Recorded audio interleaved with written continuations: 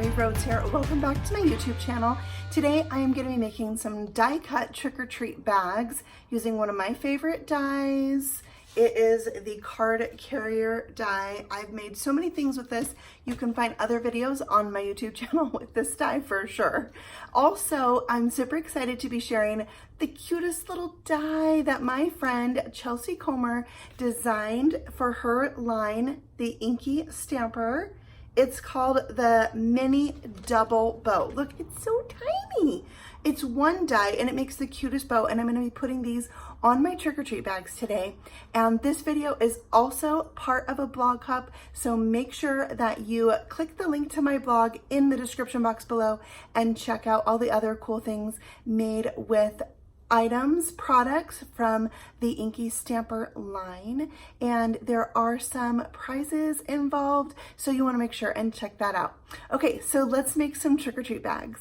This is the card carrier die. It is a large die, and I'm going to be die cutting it from an 8.5 by 11 piece of Lavender Fusion cardstock. I'm also going to cut out the handle and this mini double bow on one sheet of paper.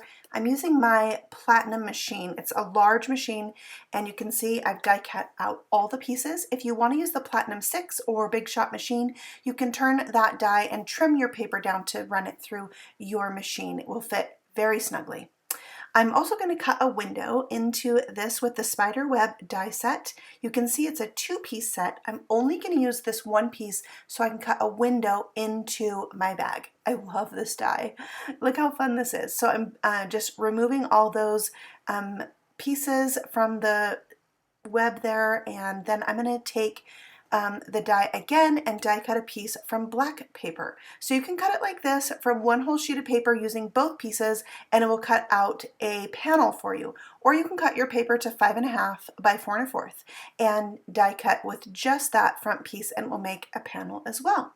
So now I can layer this black piece over my lavender piece, and then it will be thicker, and I have a two-toned bag, and it just draws interest into that window. So I'm just using liquid glue all over to adhere this down.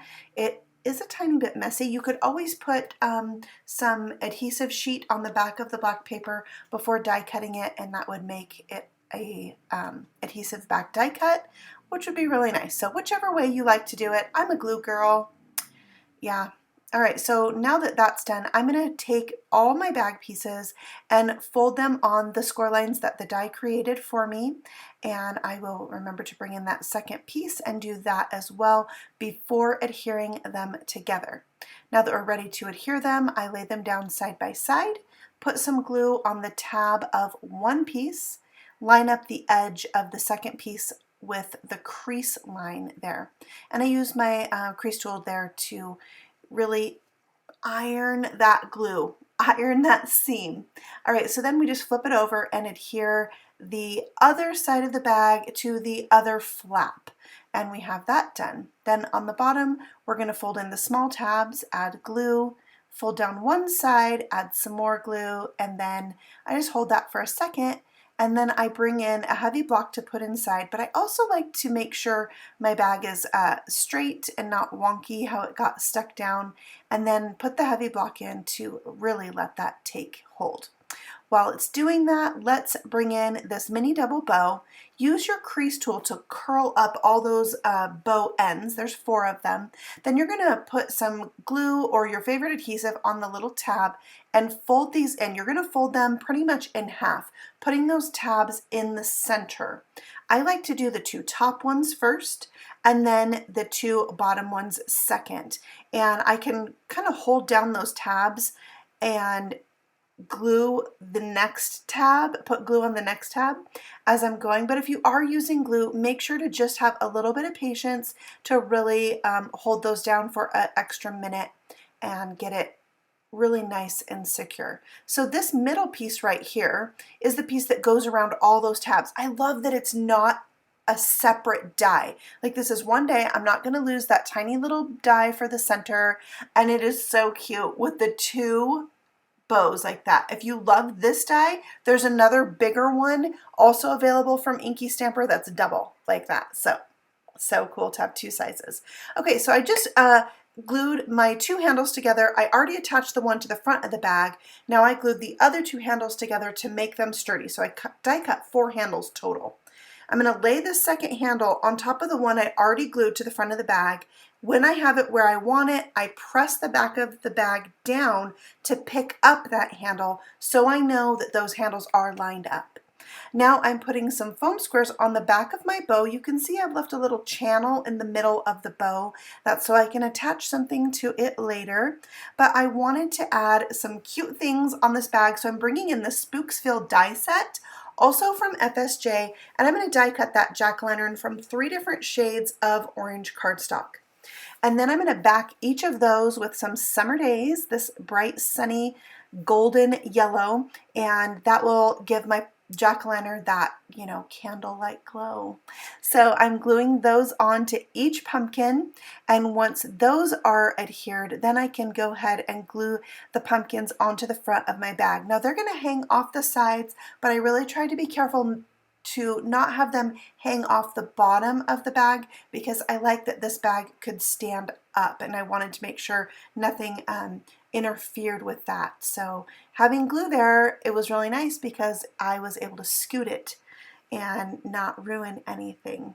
So I'm just adding glue to the edges of the bag because this bag has a big, you know, window into it. So that's why I put the glue only on the bag.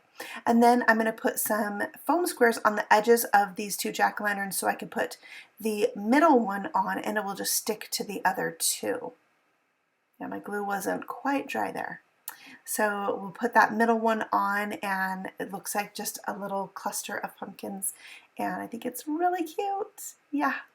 Okay, so now let's make a little tag, and I'm going to bring in the Monster Hugs stamp set. It has Happy Halloween in it, and I like that it's long and skinny so I can make this cute little tag.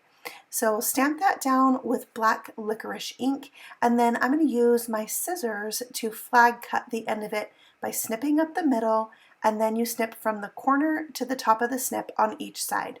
Then I'm going to pierce a hole into that, and that will allow me to string that onto some black twine. So I'm going to just snip off probably like an 8-inch piece of twine, and I'll run that in through my tag, and then I'm going to tie this onto a spider ring, and this is going to be my cute little tag because we have a spider web, and so I wanted to dangle this from my cute double bow so that it looked like it was dangling from a piece of spider web. So this black licorice twine is perfect for that. It matches my spider web, and I'm just tying these on with a knot and pulling it pretty secure. I don't mind that the tag is covering up some of the spider, but you could also tie the tag so it was on the back side of the spider. So then I'm going to tie this around that double bow and just using a knot here. You could maybe use some adhesive so that the end of this twine was behind the bow if you don't like the knot tied around the bow, and then it would maybe look more realistic, like the web string is coming from behind the bow. But I like how this could dangle. Also, this particular ring has an opening in it in the back so it could fit any size finger, so I can kind of clip it around that web if I don't want it to flap around. Alright, so I'm coloring in those pumpkins where there is yellow cardstock with my clear Wink of Stella to give it a little bit of shimmer. And that will finish off this bag. I love it. I love the window into it. So let's fill this with some Halloween goodies, and you can see just how roomy and how much space you have to fill this up with some fun things. If you're worried about things falling out of this bag, you don't have to make it a window. You could just put a web on the front of the bag and have purple behind it, or you could back it with a window sheet.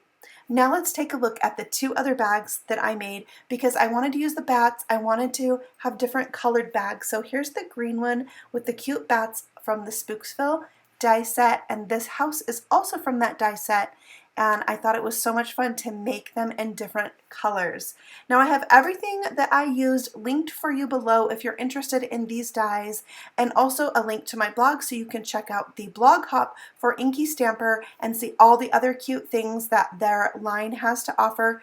Make sure you check it out because we're giving away stamp sets. So click the link to my blog and go check that out. Thank you so much for watching, and if you're new here, I'd love for you to subscribe.